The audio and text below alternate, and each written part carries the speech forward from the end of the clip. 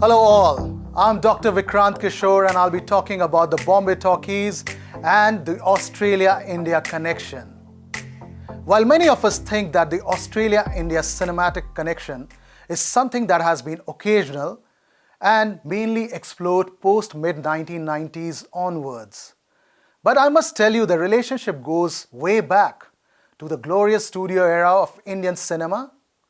Two people stand out, Marianne Evans, popularly known as Fearless Nadia, an Australian who found great success in Indian cinema. The other is, of course, the great Himanshu Rai, one of the pioneers of Indian cinema, founder of the Bombay Talkies. It is through his grandsons, Peter, Paul, and Walter Dietze, based in Melbourne, that many of his work and behind-the-scenes stories have come to light through some exciting works, such as the Bombay Talkies Exhibition that was held in Melbourne from 8th February to 2nd July 2017 in the Australian Centre for the Moving Images. Today I have Peter Dietz with me to discuss Bombay Talkies and throw some light on his work. Peter is a creative director with Turner and Dietz Creative in Melbourne, who in his 30s discovered that he had an Indian connection, that too with the famed Indian filmmaker Himanshu Rai. Thus, he and his family embarked on a journey to explore their Indian heritage and to bring to the world the pioneering work that Himanshu Rai did as a filmmaker in India, especially with the foundation of Bombay Talkies, one of the three big film studios of India in the 1930s. Before we get in the interview mode, I would like to provide an overview of the Bombay Talkies and Himanshu's work. I'm going to throw some big names of Indian cinema. And can you guess the connection between them? Himanshu Rai, Devika Rani, Ashok Kumar, Dilip Kumar Devanand, and Madhubala. Have you ever wondered what these pioneers of Indian cinema have in common? Well, they were all associated with the Bombay Talkies, one of the first film studios of India. Himanshu Rai and Devika Rani were the initial founders of the studio and collaborated with others to make the studio a formidable film company of India. Himanshu, a lawyer turned filmmaker, was passionate to tell stories of India. He said, "I, for one, want to produce films on themes which are based on life and problems of India today. It is equally important to remember that only through such an outlook can India be regarded as a country out of the past and as a country of today, a living entity and not a land of fairy tales." His words are still relevant today, and we need many more films that explore the problems that surrounds India and many other new stories that we can do and tell. Co-founder of the Bombay Talkies, Devika Rani is regarded as the first lady of the Indian cinema for her body of work, her electrifying screen presence, acting, and producing many landmark films. Himanshu and Devika launched legendary Ashok Kumar in the film Achut Kanya that catapulted him into stardom. Ashok Kumar became one of the stakeholders of the Bombay Talkies later on. The Bombay Talkies studio, with its high-tech movie studio, laboratories, editing rooms and preview theatre, was the first film company to be registered as a company under the Indian Companies Act. Himanshu spent much time in Europe working in plays, making films. He collaborated with many European filmmakers, but his collaboration with a German filmmaker, Franz Osten, stands out. Osten partnered with Himanshu and worked in India and directed around 15 films for the Bombay Talkies from 1935 to 1939. I will now move on to our interview section with Peter. Hello and welcome, Peter. Tell us about Bombay Talkies and its founder, Himanshu Rai. Well, to understand the Bombay Talkies and Himanshu Rai, you have to really go back to the early 1900s, because that's where it all really began. The Bombay Talkies was the culmination of years of work and Himanshu's journey from Shantiniketan, where he was at school, and as a part of what I believe his parents would have thought that he was maybe involved in the freedom movement at the time. A lot of students of the period would have actually gone to London to fight for freedom, but in a legal way. So they often studied law, and I think this was Himanshu's parents' vision. And I think he got sidetracked when he went to London, simple as that. He fell out of the law and he met up with Mary Heinlein. He was involved in with a good friend, Ninja and Pal, who together, I think the three of them were like a band of gypsies, and they were actually involved in stage plays in London in the early 20s, and that's where it all started. And you know, I believe that Himanshu was in a play called Chu Chin Chow, which hopefully researchers will understand and find documentation of what I believe was where he first tried out with Mary. And subsequent to that, he was involved in a stage play called The Goddess, that was written by Ninja Rampal. Then the troupe really moved from there, where they moved to Germany. But Mary took them back to Germany, where Himanshu was immersed in the film culture there through the Amelka studios and UFA at the time. And this is where he studied his skills, I believe, and Mary introduced him to those people of that period, and they embraced. He embraced film at that point. He was involved. I think his first film was The Light of Asia, which was based on the Passion play of Ammergau in Germany. So the German influence is very strong back then, and you have to remember that there was, also moments where, while before the release of Shiraz, which was a 1928 film, so earlier on in that, I've seen recorded that he played a scene from the film in a hotel as a play with Mary Heinlein, which was extraordinary, for that period. Recognising that they were both involved in the Bombay Talkies early on in the piece, and this was pre-Devika Rani, obviously, even though the two women knew of each other in the early days. So what is your connection with the Bombay Talkies?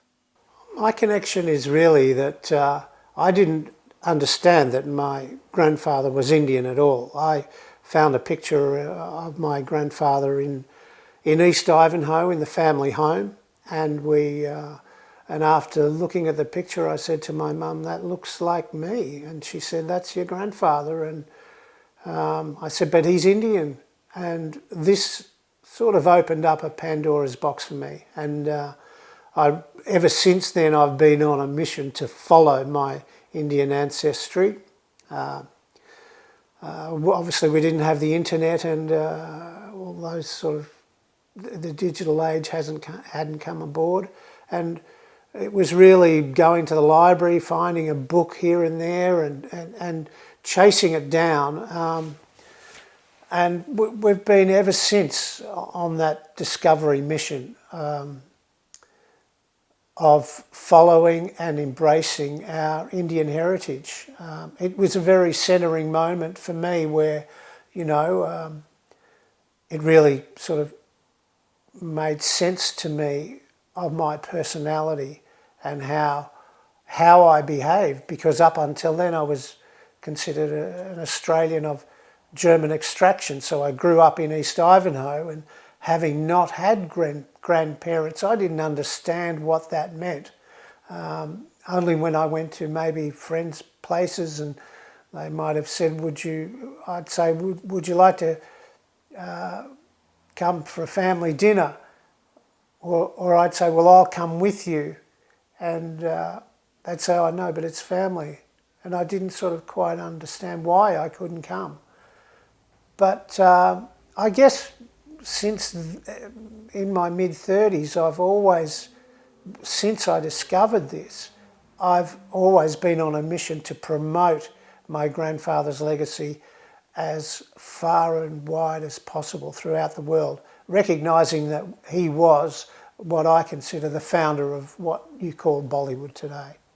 Himanshu Rai is considered one of the pioneers of Indian cinema. Can you provide a brief overview of his work? Well, I think that Himanshu's first film was 1925, The Light of Asia. I mean, it couldn't have been more fitting to make a film of representing Indian culture any more than that particular film. It was highly publicised. It was an international film. It was presented to King George V and Queen Mary at Windsor Castle in May of 1925. It's an extraordinary accomplishment, considering that it was only 20-odd years earlier that film had even been invented. The Lumiere brothers, etc., providing this pathway, and you know, these pioneers getting on board with the program, you know, true artists in this way. So, you know, developing scripts and producing a film in 1925. I believe there's transitions in the film, chemical processes that would have taken months to prepare, and all this was done through collaboration of the German-Indian connection at that time, through Franz Osten, the part of the troupe, Joseph Wershing, the cameraman and cinematographer, the most outstanding crew, were all taken to India to make these lavish, epic films, epic Cecil B. DeMille type films, with a cast of thousands. Extraordinary, The Light of Asia, 1925. And then you have Shiraz, 1928, The Story of the Taj, a fictional account, as you can imagine, but extraordinary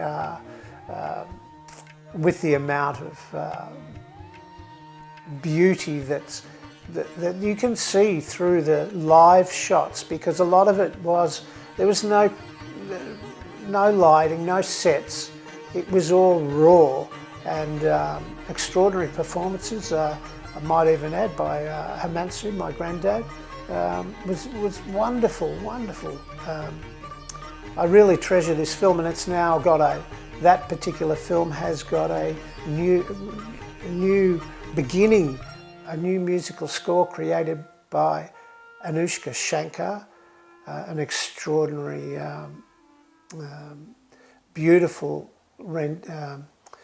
a beautiful score. That's all I can say. I really enjoyed seeing that film again in 2018 in London, to a whole new audience of people. So that's extraordinary. And his other silent classic was Throw of Dice in 1929, and that film is really regarded as one of his finest, I think, with the two kings playing off against each other, filmed throughout Rajasthan and Udaipur. I've actually travelled through those areas and walked in his footsteps to see how and when he made that film, and looking at all the location shots, the Monsoon Palace and all these beautiful sets. I mean, we were lucky enough to meet the Maharana of Udaipur, Avran Singh, and he, when I went through his museum, I said, there's a chair. It looks like the chair that was on the elephant. He said, that chair's never been out of the palace. I said, well, I beg to differ, sir, because and we can watch the film together, and we did. And sure enough, that chair was on the elephant in the film Throw of Dice. And things like this are still happening, you know, like the research and benefits of Himanshu's work are still alive and well. That's, you know, but then he goes on to make the big films in the Bombay Talkies, which are well documented. Devika Rani's work and contribution in establishing Bombay Talkies as one of the big film studios of India in the 1930s is widely known. But can you throw some more light on what Bombay Talkies was doing at that point of time and why the studio is heralded as one of the most forward-looking studios of India? When the Bombay Talkies started, there was already a groundswell from Himanshu and I'm sure Devika together as a duo. They wanted to move into more social pieces of film.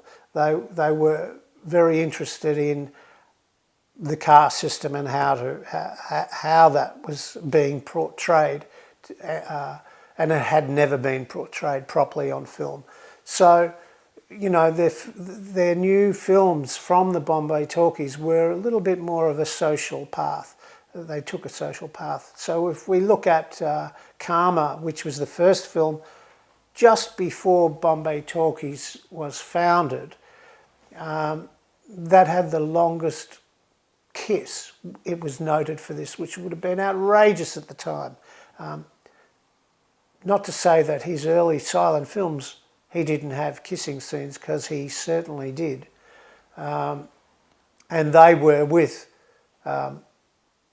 Mary Heinlein or Devika Rani. So lots of strange things were going on back in that day. But Karma was the first film that they starred in together. It stands the test of time, but it was a different view. And then, I guess, 1934, the Bombay Talkies in Malad actually made its first films. At that period, I would say that Bombay Talkies would have been the largest and the most professional studio of its kind in India. And I think they had over 400 staff. Everyone was treated fairly. There was no hierarchy. I think these were true artistic days for the couple. And, you know, then they followed with 1936 a film called Ashut Kanya. And that was really where Devika shone with her new star in the making, Ashok Kumar, who, as we know, or people may not know, that he was a laboratory assistant, and then because of some trouble with Devika, the leading man was kicked off the set, and Ashok became the new leading actor. And from that point on, Ashok's career blossomed. I was lucky to meet Ashok Kumar later in his life, in his 90s, and it was a beautiful moment for me. And my mother was with us at the time, and my two brothers, Walter and Paul. So we were blessed to actually have met him and know the connection between my mother and Himanshu Rai and Devika Rani. That was wonderful. Which film of Devika Rani do you think was a landmark film, and why? Well, I think that this caste issue it hasn't gone away. It's still very prevalent in India. I mean, we have our own problems. They're not called the caste system here in Australia, but these are worldwide problems. The treatment of women has always been an issue that we need to identify and make clearer for people. Maybe it's time for Ashut Kanya to be remade. There's lots of young, fabulous Indian actors that would celebrate taking on a film of that nature. it was a groundbreaking film. Apparently, it was only one of the only films that Gandhi ever saw in his life. And you know, it's not great to just name drop people like this when you say the word Gandhi. I mean, it's so special. You know, these people were in rarefied air. That's what I would say.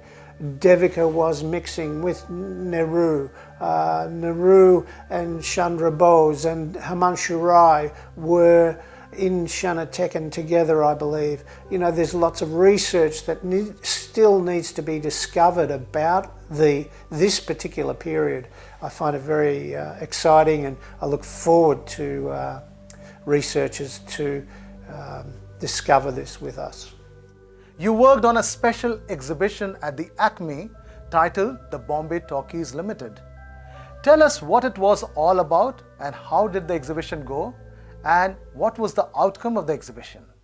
Well, again, this is, I had been working, I think the exhibition was in 2018 or 2017.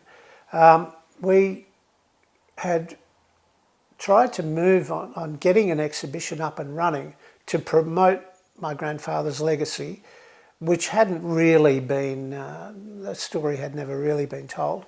I guess I'd been working on that 10 years before we actually initiated this program, what I call the Bombay Talkies project, which is an ongoing thing for me. It's really about how to promote Himanshu's legacy all around the world. And I guess that's my destiny until I'm not here anymore. So with that, you know, we did manage to create an exhibition in Melbourne, which is our hometown. So having it in the heart of Melbourne, in Federation Square, supported by ACME, the Australian Centre of the Moving Image, was very important to me. It wasn't meant to be a private exhibition. It was meant to be for the general public, at no cost to them, to come and be a part of the new young Indian diaspora that was in Melbourne, or that is in Melbourne, which, you know, the population is growing and growing, and there's a lot more Indian influence coming. And it's wonderful to mix these cultures together. And so to have an Australian presenting a Bombay Talkies exhibition in Melbourne is quite crazy in itself. But I think we had maybe over 100,000 people view that exhibition over a 6-month period. It was a snapshot of what I call the Dietz family archive, which is over 3,000 pieces of material. We showed 75 pieces of a 3,000 piece collection.